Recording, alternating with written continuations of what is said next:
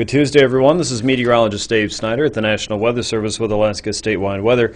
982 millibar low sitting just south of the Bering Strait, and with stronger southerly winds blowing through, a wind advisory has been issued for areas around St. Lawrence Island and the Bering Strait coast. That predominantly affects St. Lawrence Island with easterly winds gusting to around 50 miles per hour.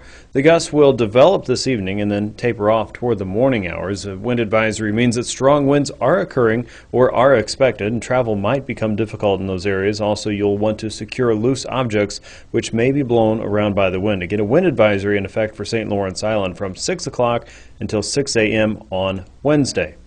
Looking at the weather map a little bit further east, high pressure sitting right along the Alcan border, just east of places like Chicken and Tok, and as such, a drier air mass is sitting across the Yukon and parts of the eastern interior, but clouds are filling in. A little bit further south, the warmer air is lifting northward up the eastern Gulf of Alaska, and that's spreading a few areas of rainfall along that frontal boundary, but most areas in southeast have seen a pleasantly dry day once again. For south central, pockets of rainfall will develop and increase later through tonight and into your Wednesday. Out across the west, it may be cold enough for some pockets of rain and snow to mix in the early morning hours from the northwestern coast all the way into areas just west of the Alaska Range. But throughout the day, more and more places will see more rainfall than anything else along the west coast.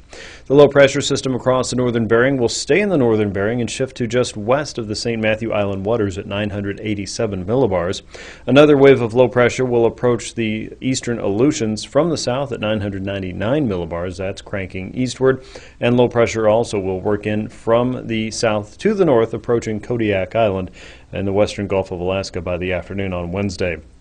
Rain will continue to be a feature across the Gulf Coast all the way from southeastern Alaska, where it fills in and becomes heavier at times across the northern parts of the Gulf, to more of a steady and light rain across south central, Cook Inlet, Prince William Sound, and the Kenai Peninsula, with areas around Bristol Bay and the Alaska Peninsula. Light rain and drizzles possible for the central and western chain.